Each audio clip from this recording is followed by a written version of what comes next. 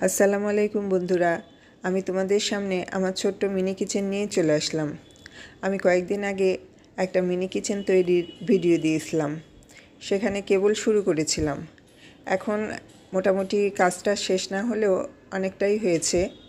আমি দেখো ছোট্ট দুটো ঘর বানিয়েছি, ঘরের সাথে একটা গাছ দিয়েছি, গাছের পাশে একটা রান্নাঘর তৈরি করেছি, আবার একটা ময়ও বানিয়েছি। এভাবে টুকটুক করে আমার কাজ চলছে। এদিকে একটা পুকুরও তৈরি করেছি, পাশ দিয়ে একটা ফেন্স দিয়ে দিয়েছি, ছোট্ট একটু গাছও লাগিয়ে দিয়েছি। এখনও একটু জায়গা তোমাদের বাকি আছে, সে জায়গাটায় কি করব ভাবছি। এদিকে দেখো একটা পুকুরের পাশে ছোট্ট বসার জায়গা করে দিয়েছি। এই জায়গা ফাঁকা জায়গাতে আমি আসলে গরুর গোয়াল অথবা ঢেঁকি করতে পারি। আসলে কি করব, কোনটা করলে ভালো লাগবে তোমরা কিন্তু কমেন্টসে অবশ্যই জানাবে।